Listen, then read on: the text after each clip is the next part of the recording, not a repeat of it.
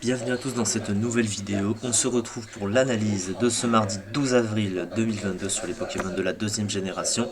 Et aujourd'hui, l'analyse porte sur Joliflor. Joliflor, qu'est-ce que c'est du coup? C'est la deuxième évolution de Orchid et Misterve apparue en première génération, sachant qu'il y avait déjà Rafflesia également en première génération, et une autre évolution alternative est apparue. Donc en gros, avec la pierre plante, tu obtiens, avec Orchid du coup, Rafflesia, et avec une pierre soleil, tu obtiens Joliflor. Donc on va parler de Joliflor aujourd'hui. Joliflor, du coup, c'est un Pokémon de type plante pure. Alors pour parler du type, le type plante, c'est un type mauvais, hein, que ce soit défensivement et offensivement, même s'il apporte quand même des choses utiles, hein, notamment des résistances que l'on recherche, hein, en stratégie au type électrique, sol et eau, mais il a surtout 5 faiblesses, et c'est le plus grand nombre de faiblesses, un des plus grands nombres de faiblesses que possède un type dans le jeu, à égalité avec le type roche également, avec des faiblesses au type feu notamment, hein. C'est un des trois types de coverage populaires pour passer le type acier. Le type vol est évidemment tout le temps vu, le type glace est très populaire. Les types insectes et poisons ne sont pas très forts offensivement, il y a la faiblesse à demi-tour malgré tout, mais ça reste des faiblesses évidemment, donc c'est assez gênant à ce niveau-là. Le type plante offensivement est mauvais parce qu'il est résisté par énormément de types dans le jeu, hein. Vous voyez, hein, 463 Pokémon qui résistent avec les pré-évolutions bien sûr au type plante, hein, beaucoup de types, hein, du coup, donc ça fait pratiquement les trois quarts du jeu, hein, qui vont résister naturellement au type plante.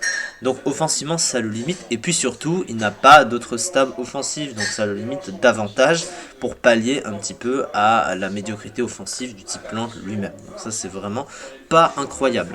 Concernant les talents du Pokémon, le premier c'est Chlorophylle. Chlorophylle, qu'est-ce que ça fait? Sous le soleil, ça va tout simplement doubler la vitesse du Pokémon, et c'est extrêmement utile parce qu'il a une vitesse nulle, hein, comme on peut le voir. Mais le gros problème, c'est qu'il ne profite pas vraiment du soleil à côté.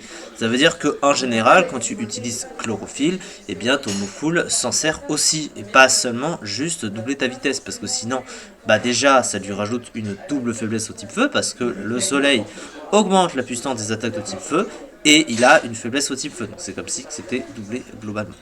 Donc Chlorophylle c'est bien parce que ça le rend plus rapide, mais disons qu'il a moyen de se rendre plus rapide sans ça, on va le voir dans son move pool.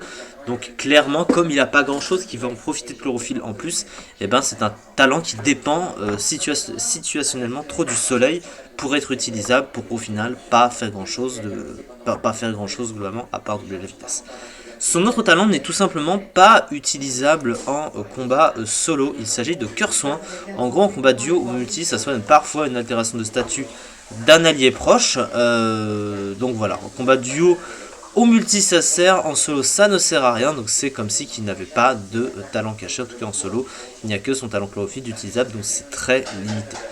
On passe aux statistiques de suite, et les statistiques de ce Pokémon, elles sont pas incroyables, clairement. Il possède 80 en attaque et 90 en attaque spéciale, donc des stats offensives assez moyennes, hein, quand même. Il a 95 en défense et 100 défense spéciale, 75 en PV, donc c'est un bulk pour un Pokémon plutôt offensif. C'est pas si terrible que ça, évidemment, hein, globalement c'est des défenses assez correctes. Par contre, sa vitesse 50, c'est extrêmement nul. C'est nul, même s'il a Chlorophylle, mais encore une fois, ça le force à être joué sous le soleil, et il s'en sert pas vraiment à côté. Sans ça, il est extrêmement lent, et ça c'est vraiment compliqué de justifier ça sur ce genre de Pokémon, évidemment. On va passer tout de suite au Move Pool. Alors qu'est-ce qu'il y a de bien, qu'est-ce qu'il y a de moins bien? Il possède l'accès à Papillodance déjà, donc ça c'est une des meilleures attaques de boost, en tout cas sur le spécial, puisque ça augmente d'un cran l'attaque spéciale, la défense spéciale et la vitesse. C'est un move fréquemment utilisé par Pyrax, donc évidemment c'est très fort. À côté il possède des stabs évidemment, donc il a les classiques, hein, Giga Sensu, Leaf Storm, etc. etc. Il possède également Poudre Dodo, qui lui permet d'endormir les adversaires, évidemment, même si ça a 75% de précision, donc ça peut rater, mais c'est un move de sommeil, évidemment. Par contre, à côté, son move pool est vraiment limité, hein, que ce soit sur le plan du soutien, sur le plan offensif, il a vraiment pas grand chose ce Pokémon. Alors, il possède les classiques, donc il a Synthèse pour se soigner, hein, évidemment. Sauf que Synthèse, c'est moins bon qu'un vrai move de soin, parce qu'il faut rappeler que Synthèse n'a que 5 points de puissance, ça rend moins de points de vie, je crois, si t'as pas le climat adapté, donc c'est un peu triste. Il ne possède pas d'accès à la balle météo qui pourrait aller sous le soleil, donc voilà pourquoi je dis que le chlorophylle lui sert pratiquement à rien.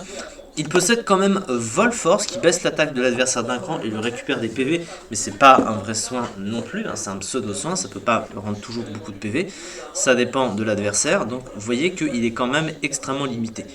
Et offensivement du coup aussi, parce que ses attaques de coverage, il a Moonblast, mais à part ça, pas grand chose, hein. C'est des attaques qui sont du coup entièrement résistées par les Pokémon de type acier, le meilleur type défensif du jeu. Donc déjà, c'est compliqué à ce niveau-là. Alors ensuite, de bonnes défenses, notamment sa défense spéciale avec des attaques correctes. Mouffoul de support correspondant à son type plante, mais il n'y a pas grand-chose dedans.